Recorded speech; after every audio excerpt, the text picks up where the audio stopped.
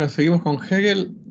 Ahora vamos a compartir un par de fragmentos de La Lógica, que La Lógica ya es una obra eh, de su madurez, ¿no? O sea, escrita ya hacia fines de la década de 1820, eh, que aquí quizá es lo que más de cerca nos toca en nuestros seminarios sobre filosofía del tiempo, porque hasta ahora es como que vimos muchas cuestiones que tienen que ver con una interpretación de la historia cósmica, si quieren, como historia del espíritu absoluto y cómo la relación entre conciencia y tiempo, ¿no?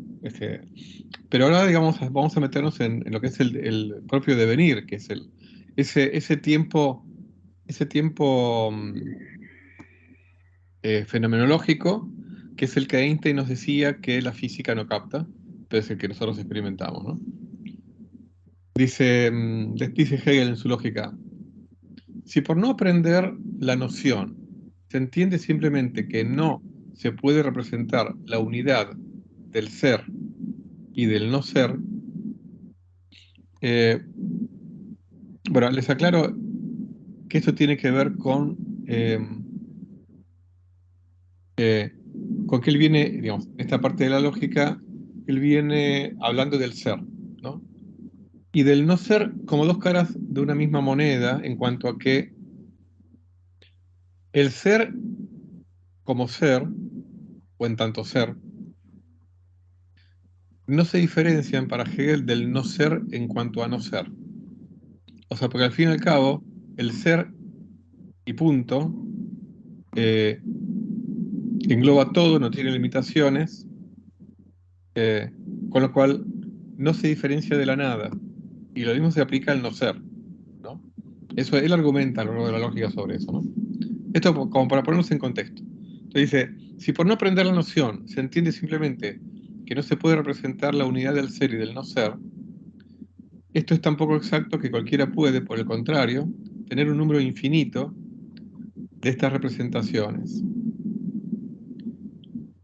Eh, y si no se tiene tal representación, es que no se sabe volver a hallar la noción que está ante sí en una de estas representaciones y ver en ella un ejemplo de esta unidad. El ejemplo de esta unidad que primero se presenta es el devenir. Acá donde aparece lo que nos interesa. Cualquiera tiene de él una representación y se considera que es una sola y misma, y además que, analizándola, se halla en ella la determinación del ser y también la de su contrario, el no ser. Se considera, en fin, que estas dos determinaciones están reunidas en una sola y misma representación, de tal suerte que el devenir es la unidad del ser y del no ser.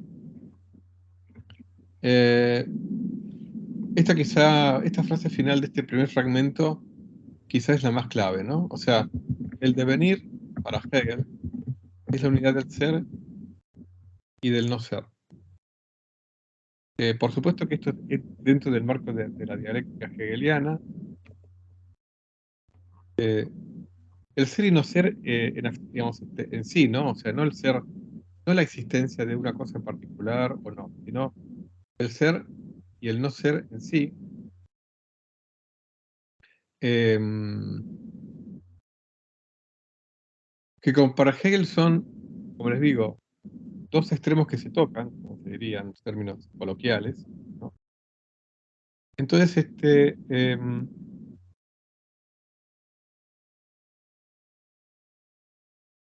dos caras de una misma moneda, él lo toma directamente como que ahí está el, el, el kit de la cuestión. O sea, la unidad del ser y del no ser, que también podemos pensarla como una alternancia, pero la alternancia no es del todo exacta, porque la alternancia sería como una especie de paso del ser al no ser, del no ser al ser, ¿no? Acá una especie de unidad, digamos, que va más allá de una alternancia en el tiempo. ¿Eh? Esa unidad de, si quieren, de la totalidad y la nada, del ser y del no ser, es la que está detrás del devenir. por supuesto que esto se presta a todo tipo de reflexiones, pensamientos. Una cosa, como le dije a Fernando, si alguno tiene el micrófono abierto, apáguelo digamos, y enciéndalo cuando me quiere hacer una pregunta, para si no hay ruido de fondo constante. Ahí está, gracias. Pero como les digo, interrúmpame cuando quieran, nada más que acuérdense de habilitar el micrófono cuando me hacen una pregunta. Entonces, dice, cualquiera puede tener un número infinito de estas representaciones. O sea, ¿de qué está hablando? De cómo imaginarse la unidad del ser y del no ser.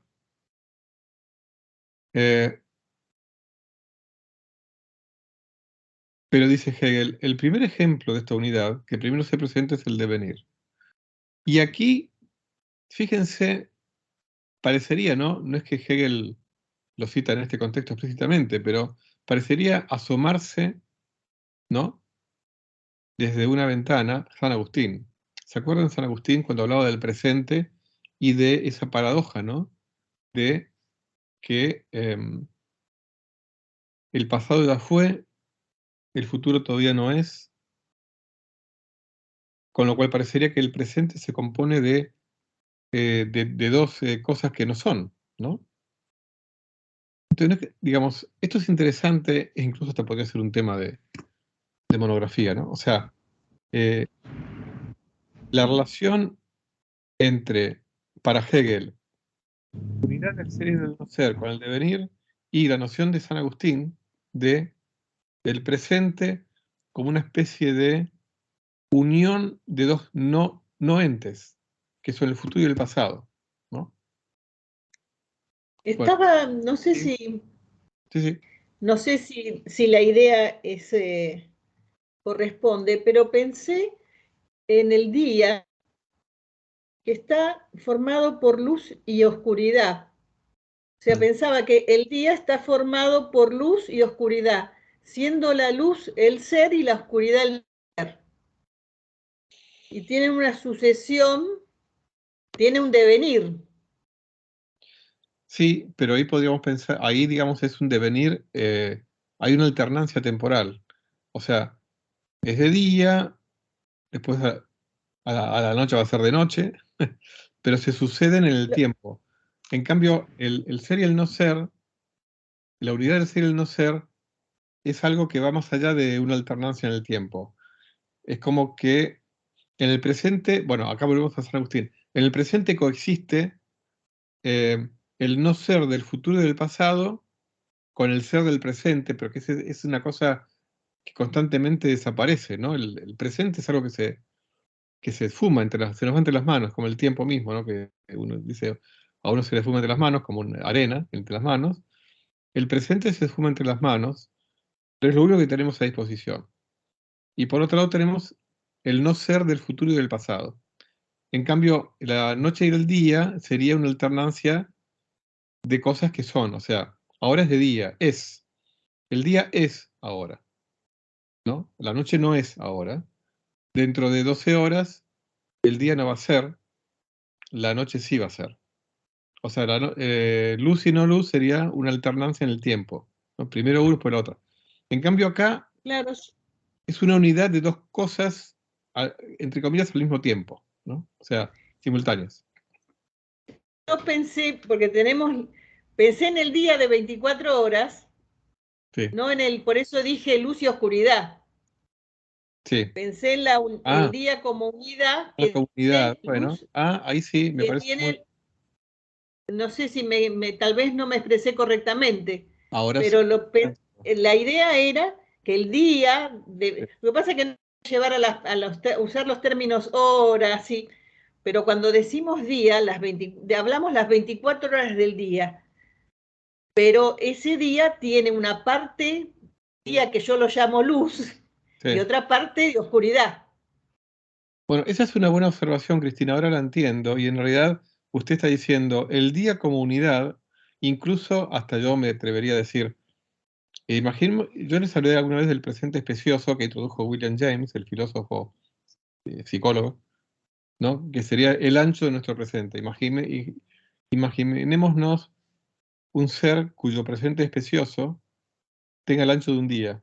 Entonces ahí estaría esa coexistencia que usted me dice, ¿no? La unión del día y la noche. Para ese ser cuyo presente tuviera el ancho de un día, tendría, obviamente no nos lo podemos imaginar, pero tendría en su fenomenología la luz y la sombra coexistiendo, ¿no? Así que sí, es muy interesante eso como posibilidad. Pensar al día como una unidad de luz y sombra. Y yo agrego, bueno, imaginemos un ser cuyo presente es precioso tuviera el ancho de un día, ¿no? O sea, sí, tal cual. Bueno, y a continuación, porque el siguiente párrafo que les quiero compartir viene a continuación del anterior, ¿eh? Siempre dentro de la lógica, dice, el otro ejemplo, acuérdense, el ejemplo de la unión del ser y el no ser, ¿no? Dice, el otro ejemplo que se acerca al devenir es el comienzo. La cosa no está aún en su comienzo, sin embargo, este tampoco es la simple nada de la cosa, sino que contiene también su ser. El comienzo también es un devenir, pero un devenir en que se haya expresada una relación con el desenvolvimiento ulterior.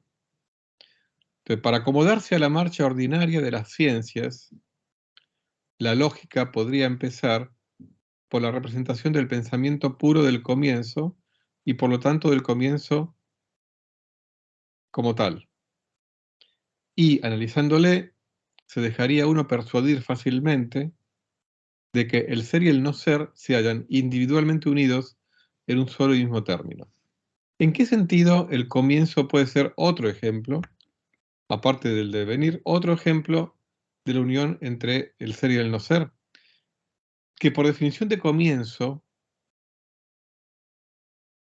el comienzo es el comienzo de algo, ¿no? Ahora, el comienzo de algo involucra un proceso, ¿no? Ahora, el comienzo mismo, ¿no? Pensado como abstracción, ¿no? Como un punto, el instante del comienzo es un instante en donde hay algo que va a ser, pero que todavía no es, ¿no? Por eso es el comienzo. Pero es el comienzo, con lo cual, digamos, es muy distinto el comienzo de un no comienzo. Un no comienzo sería una situación en la cual un rato después todo sigue igual. En cambio, el comienzo es una situación instantánea, ¿no? O puntual, en donde está por comenzar algo, con lo cual, en ese instante, hay algo más. Eh, es como, en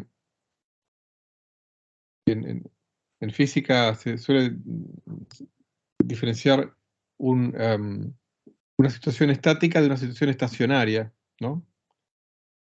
Estático es cuando no cambia nada, y cuando, entre comillas, pasa el tiempo y no cambia nada. Estacionario, que tampoco sería el ejemplo este, pero yo lo comento al margen, es una situación en donde hay flujos de cosas, pero esos mismos flujos no cambian. Pero en el sentido acá de comienzo es cuando un instante en el cual está por empezar algo que antes no se daba. ¿Mm? Entonces, esto va más allá incluso de la situación estacionaria. O sea, por ejemplo, un río que fluye y cuyo caudal no cambia, es una situación estacionaria. No es estática, pero sí es estacionaria en cuanto a que pasa el tiempo y no cambia el ritmo con que fluye el río. Pero el comienzo acá del que habla Hegel ni siquiera es una situación estacionaria, es un instante en donde había una situación en un instante después esa situación cambia, ¿no? Inicio del cambio. El inicio del cambio. Entonces ahí hay una Para coexistencia. emplear por una cuestión a veces me parece del lenguaje, como para encontrar el término Sí, apropiado. sí. Entonces ahí hay un ser y no ser unidos. Es el comienzo, por lo tanto el proceso no empezó, pero está por empezar al instante siguiente. Entonces, en ese sentido dice Hegel que es otro ejemplo de unión entre ser y no ser. El comienzo. Imaginémonos, otra vez volvemos al Big Bang, o el huevo cósmico del que hablaban los griegos, ¿no? esa situación en donde está todo por explotar, está todo por nacer, pero todavía no nació. Es otro ejemplo de unión entre ser y no ser, ¿no? Hay un fragmento que me pareció interesante compartirlo con ustedes. em, eh, de un filósofo contemporáneo que se llama Philip Turetsky, que tiene un libro sobre filosofía del tiempo y le dedica algunas páginas a Hegel. Bueno, está en la bibliografía complementaria del seminario. Entonces, esto es una traducción mía, porque bueno, el libro está en inglés, em, de un fragmento del libro de Turetsky donde habla sobre Hegel en relación al tiempo, ¿no? Y obviamente lo que rescata Turetsky es eh, el tiempo como aspecto dialéctico, ¿no? De la naturaleza. O sea, cómo el aspecto directo de la naturaleza, o sea, se manifiesta a través del tiempo. ¿Cómo? Y bueno, como les dije recién, con la unión del ser con el no ser. Dice Turetsky, el mundo natural surge y se desvanece a través de la aparición de un movimiento dialéctico de devenir en la unidad del pasado, presente y futuro. O sea, fíjense acá, aparece un poco de nuevo por la ventana San Agustín. O sea, el devenir es antes dijimos que era la unidad del ser y del no ser. Acá Turetsky la interpreta como que la unidad del pasado, presente y futuro, ¿no? En el marco de este movimiento dialéctico. El ser se une al no ser en cada uno de estos momentos del tiempo. El pasado es el ser del mundo de hecho que ha cesado de ser. El futuro, el no ser del mundo que realmente va a ser. El presente, o si quieren también uno podría agregar, en cada instante hay un comienzo. El comienzo del futuro que está por empezar. Esto lo agrego yo, ¿no? Bueno, el presente unifica el pasado y el futuro negativamente, dado que el presente viene a ser a través del cesar de ser el pasado. Y aún así el presente existe ahora porque el no ser yace en el futuro. O sea, el presente existe gracias a que el presente inmediatamente anterior pasó a ser pasado y le dio lugar al nuevo presente. Y el futuro presente todavía no llegó, ¿no? El tiempo es la contradicción en y el movimiento incesante de seres finitos, que se queda corto con respecto a la totalidad de los fenómenos. Las leyes naturales universales expresan el equilibrio dinámico de este movimiento.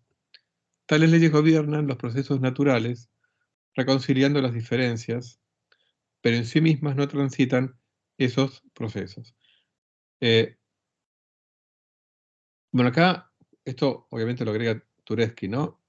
Eh, Habla de las leyes naturales universales. Y yo les hablé, cuando hablamos de Dirac, de Paul Dirac, y la hipótesis de que algunas de las leyes fundamentales de la física variasen con el tiempo. eh, Esas leyes naturales universales, las que no cambian, expresan el equilibrio dinámico de este movimiento, dice Turetsky, un poco como tratando de parafrasear o de interpretar a Hegel desde la visión actual, ¿no? Pero las leyes no transitan esos procesos, o sea que uno podría decir, las leyes pertenecen a la órbita del ser, no del no ser, con lo cual no pertenecen a la órbita del devenir, sino que en todo caso gobiernan el devenir, al menos parcialmente, ¿no? Ahí dependerá de cuánto creamos en el determinismo total o parcial.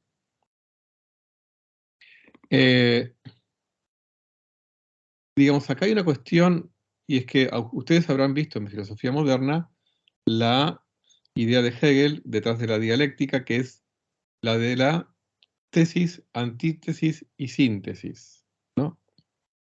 Y me imagino que más de una vez les habrá costado entender eso, porque al fin y al cabo, si ¿cómo se puede sintetizar, digamos, algo con su propia negación, ¿no? ¿En qué consiste la síntesis? Bueno, Hegel ha mencionado más de una vez el tema de la superación, ¿no? Como que la síntesis es una superación de la tesis y de la síntesis. Y yo a eso les agregaría lo siguiente. eh, em, Y es, ¿no será que la síntesis es una ampliación del universo de discurso? O sea, el lenguaje, todo lenguaje tiene limitaciones. ¿Mm? El lenguaje va evolucionando con el tiempo, van apareciendo nuevas palabras, ¿no? El lenguaje se enriquece. Incluso a medida que la ciencia va avanzando, aparecen nuevos términos también, ¿no? Incluso a medida que la filosofía fue avanzando, han ido apareciendo nuevos términos, ¿no? Eh, por ejemplo, el Dasein de Heidegger, o sea, el estar ahí como concepto no existía antes, ¿no? Por decir algo. Eh, entonces, ¿qué pasa si en este continua lucha, en el mundo, pero también en el pensamiento? Bueno, acuérdense que para Hegel el pensamiento es el sustrato del mundo. En esta continua lucha interna de nuestro pensamiento, individual y colectivo,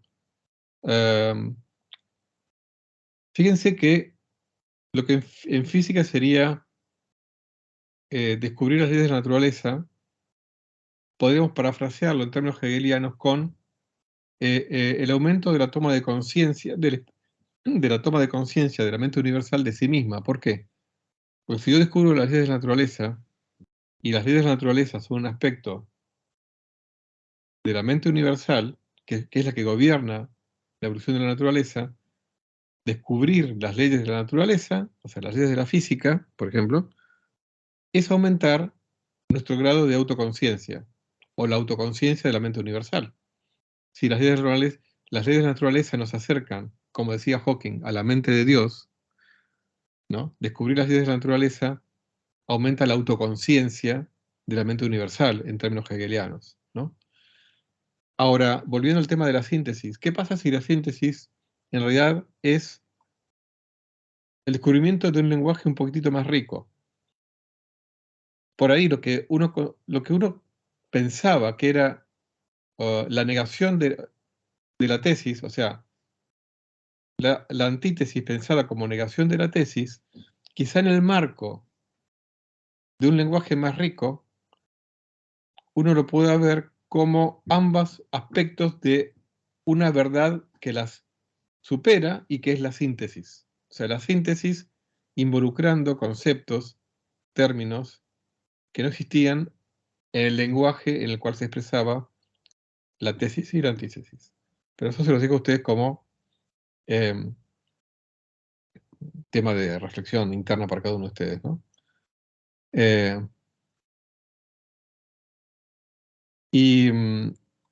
Bueno, acá hay algunos comentarios que quería compartir con ustedes, ¿no? En su Fenomenología del Espíritu, que acuérdense que es una obra anterior a la lógica, Hegel en una parte habla de la totalidad de las apariencias, pero la totalidad incondicionada.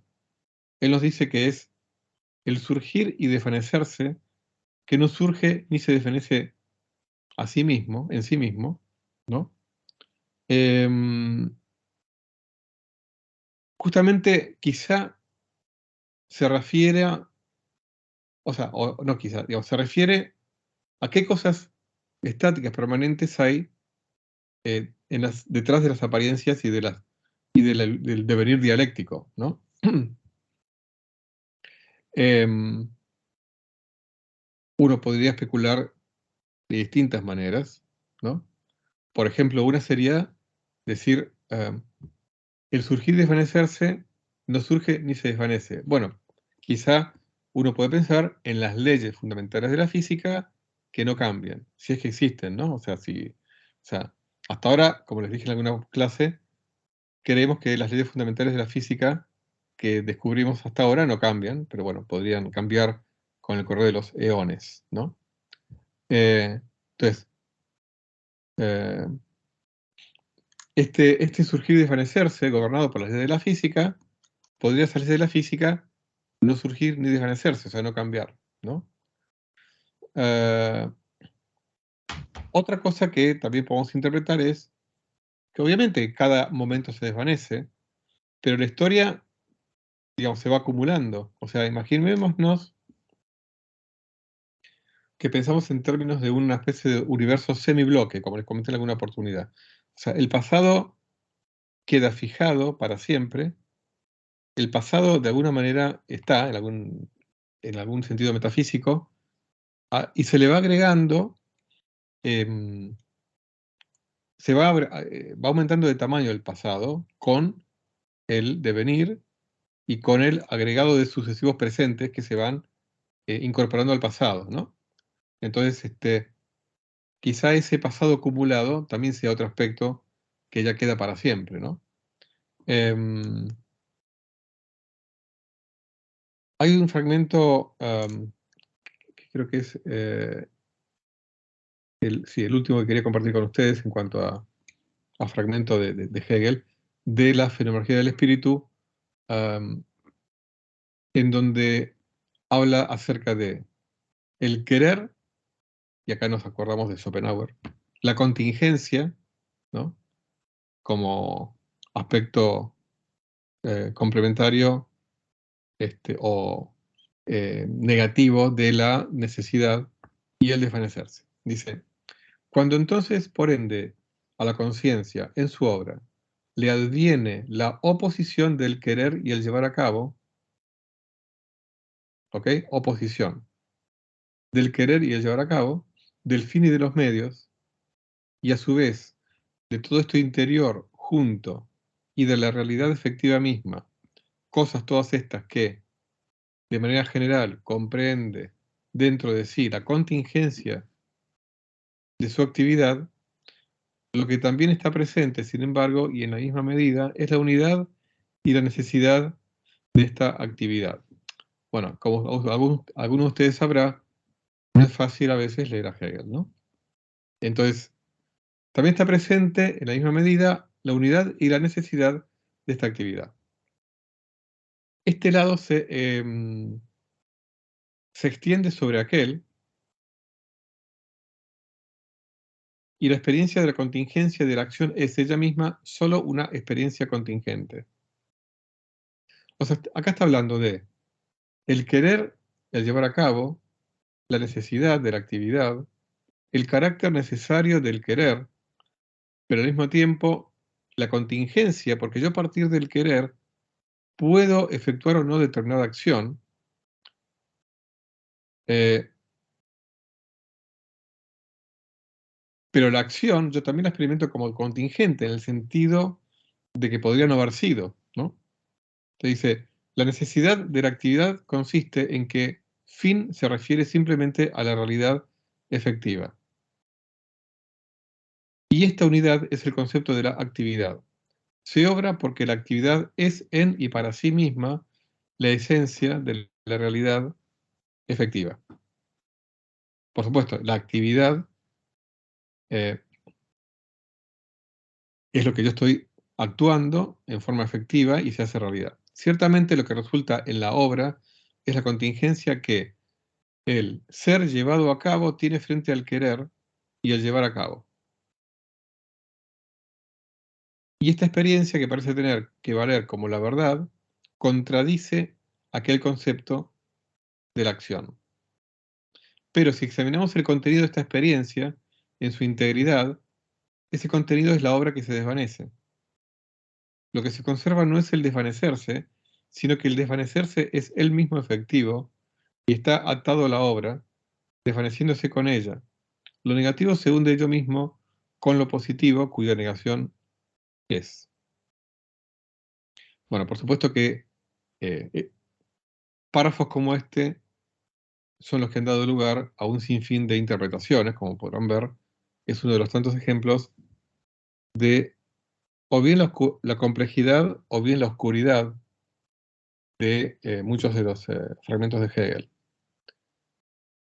Y se presta a muchas interpretaciones este párrafo. O acá, digamos, nos está hablando de contingencia, de acción, de deseo, del fin y de los medios. O sea, yo puedo desear algo y ver qué medios tengo. El fin pasa a ser, digamos, la consecuencia del querer. Yo quiero algo, se me transforma en un fin. Ahora, yo veo qué medios tengo a mano. Entonces, los medios que tengo a mano, yo no los veo como algo necesario, es algo contingente, es lo que tengo a mano. ¿Ok? Entonces, una vez que yo uno querer con medios, se transforma en lo que acá Hegel llama ser llevado a cabo. El ser llevado a cabo ya pasa a ser parte de lo que fue, ¿no? Pero ese ser llevado a cabo ya se hizo realidad. ¿Se desvanece? Bueno, se desvanece el acto de ser llevado a cabo, ¿no? Pero si es una obra, esa obra permanece. O también podemos hablar que permanece en el pasado el hecho de que yo lo lleve a cabo. O sea, y por eso uno puede interpretarlo más de un sentido, ¿no? Igual, como les digo, esto da para... por eso es que, digamos, termino, digamos, mi discusión de Hegel en relación al tiempo con estas últimas reflexiones. O sea, alguien que es parcialmente presentista, como les digo, que cree que el pasado existe, eh, el, el ser llevado a cabo de Hegel sería un ser que pertenece al pasado. ¿Eh? Vamos a dejarlo así. Eso por un lado, pero bueno, no significa que Hegel pensara así, ¿no? O sea, no significa eso. De hecho, digamos... Me había olvidado totalmente lo difícil que era leer a Hegel a veces. Es que claro, uno se olvida de lo difícil. ¿Qué tal, Manuel? Buen día, ¿cómo andas? Tal cual. Sí, por eso, un párrafo como ese da para interpretar, ¿no?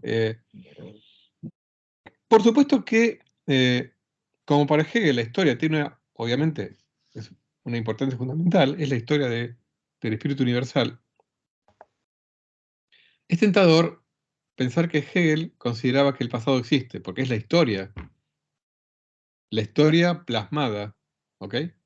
Hasta hoy, ¿no? La historia se sigue construyendo, pero digamos, el pasado como la historia universal hasta hoy, hasta donde vamos, ¿no? Después se sigue construyendo, ¿no? Eh, em, ahora, como les decía antes, ¿no? No creo que, por más que para Hegel la consumación de la filosofía barra historia, esto nos recuerda a cuando San Pablo hablaba de que no pasara esta generación hasta que, o el propio Jesús, ¿no? O sea, a veces los que tienen em, los que tienen vocación de Mesías caen en estas de tentaciones, ¿no? Por supuesto que la Iglesia interpreta en forma muy amplia, no literal, cuando se hablaba de que no pasara esta generación. Acá Hegel pensaba que realmente estábamos en los umbrales de la consumación de este objetivo, ¿no? De la toma de conciencia del aumento universal de sí misma. Pero la verdad es que yo no me imagino que Hegel pensara que con esto el tiempo terminara su devenir, ¿no? Les comento como al margen, digamos que hacia sus últimos años Hegel como que se daba cuenta que no estaba tan claro que la historia estuviera llegando a un fin o la filosofía... quizá la filosofía de su consumación puede ser, porque él estaba muy orgulloso de su filosofía, pero no necesariamente que la historia estuviera ya llegando a la consumación. Que al fin y al cabo, si la filosofía de Hegel es la filosofía, la historia se va a terminar de consumar cuando la filosofía de Hegel habite en todas las mentes o en la mayoría de las mentes del mundo. Y por lo tanto, la mayor parte de las naciones de alguna manera reflejen esa filosofía y finalmente lleguemos a una especie de quizá nación universal. Pero bueno, esa es una libre especulación. Así que, digamos, es curioso, digamos, porque la destrucción de Hegel es por el creciente desarrollo de la sociedad burguesa liberal. Que esa sociedad burguesa y liberal va a tener su propia tentación de declarar el fin de la historia en la década del 90 con pensadores como Francis Fukuyama, ¿no? que también, de nuevo, se dio con una desilusión, ¿no? Pero bueno, yo creo que lo interesante de Hegel, si yo tuviera que resumirlo en cuanto a qué nos interesa a nosotros, de Hegel en relación a la filosofía del tiempo, es, por un lado, esta relación entre unión de ser y no ser y devenir, y por otro lado, la relación entre devenir y conciencia, y entre historia universal e historia de la mente divina que se metió en la historia para tomar conciencia de sí misma. Podemos resumir en eso, digamos, por qué incluimos a Hegel en este seminario sobre filosofía del tiempo. No sé si alguno quiere hacer algún comentario o pregunta.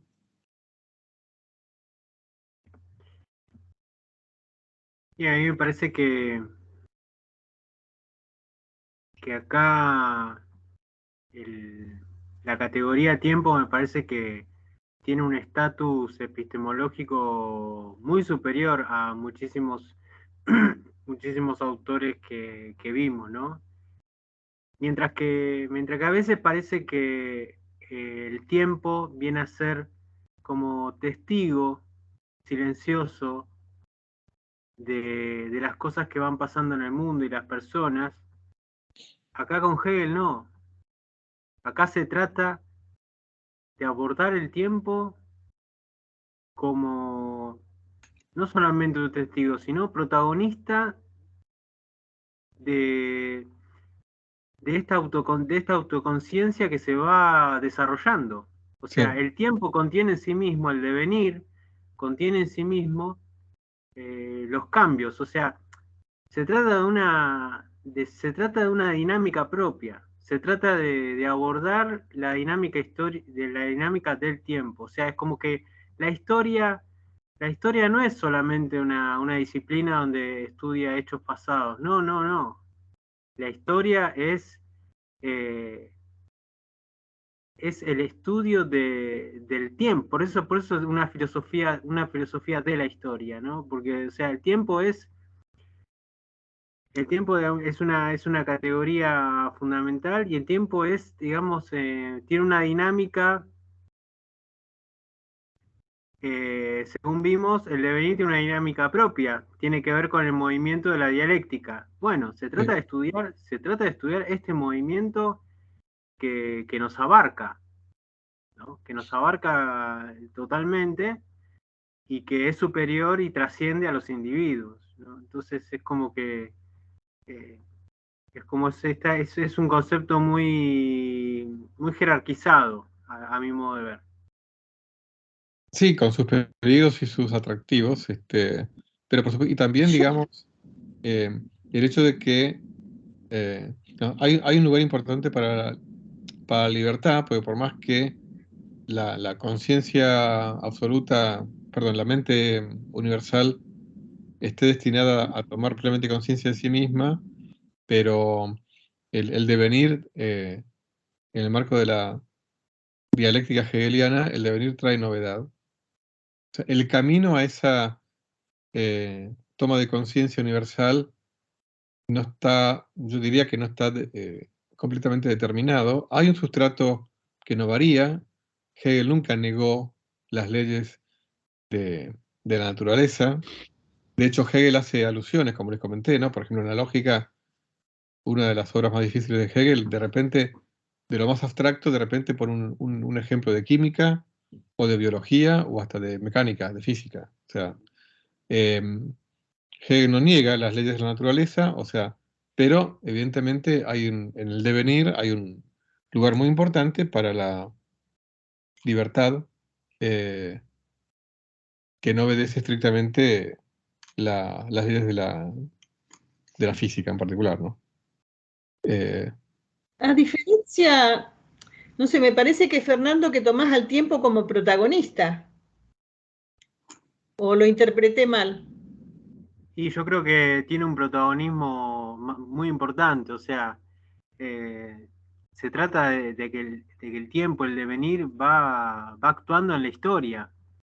¿no es cierto? Yo lo veo, ¿sabés qué? A no solamente, diferencia- no solamente como receptáculo de hechos o acontecimientos, sino como un sujeto que se desenvuelve en la historia, ¿no?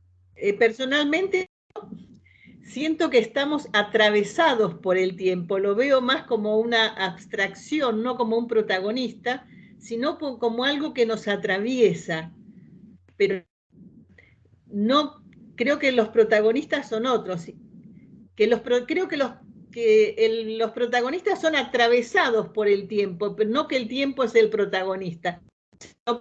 Bueno, Lo quizá, percibo, digamos, lo percibo así, no sé. para acercar posiciones, quizá cuando Fernando habla del tiempo, está hablando de la mente universal y la historia universal, y el devenir universal como protagonista. O sea, nosotros somos protagonistas de la historia, pero la historia, somos partes de la historia en realidad. O sea, digamos, la historia es la protagonista. Nosotros somos actores, no sé si de reparto, secundarios, más o menos secundarios. Sí, actores en los acontecimientos. Lo que sí estamos todos metidos en la obra, ¿no? Eso sí. Sí. Creo que lo que está tratando de decir Fernando cuando dice tiempo, me parece, ¿no? A ver, corregime Fernando, es que la historia universal es la gran protagonista y la historia trae novedad, yo agregaría.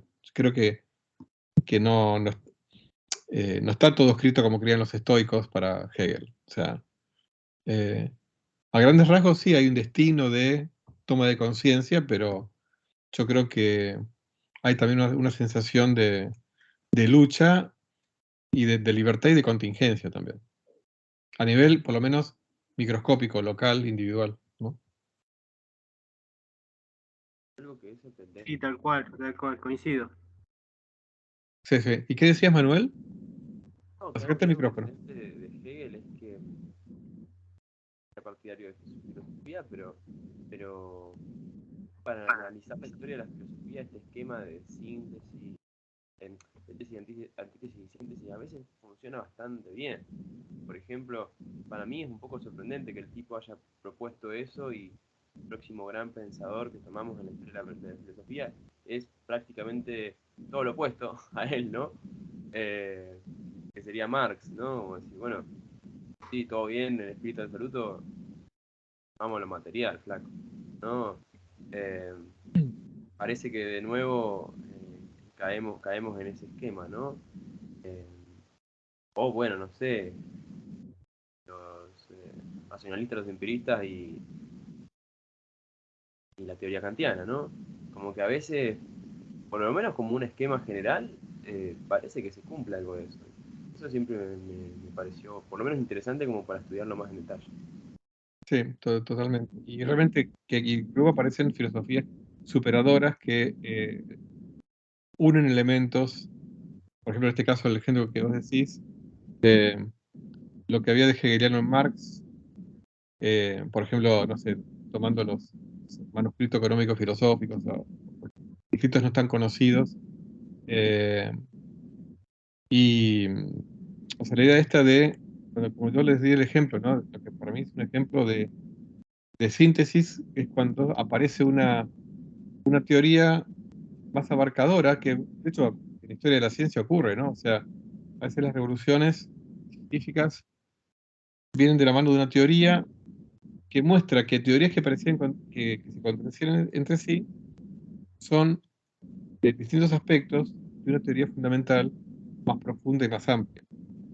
Esa teoría fundamental sería la síntesis, donde el lenguaje o el universo de discurso es mucho mayor, ¿no? Y yo creo que está eso detrás de la idea de síntesis de Hegel. Algo superador es algo más amplio, es más profundo. Por eso es que las modernas discusiones políticas, ¿no? Obviamente que muchas están cargadas con los objetivos del momento, pero cuando se habla de encontrar los puntos en común es realmente a ver cómo podemos hablar de cosas por ahí más importantes, incluso prácticas, ¿no? A veces cosas que parecen más alejadas de la realidad terminan siendo más importantes desde lo práctico. O sea, no sé, es como el debate entre que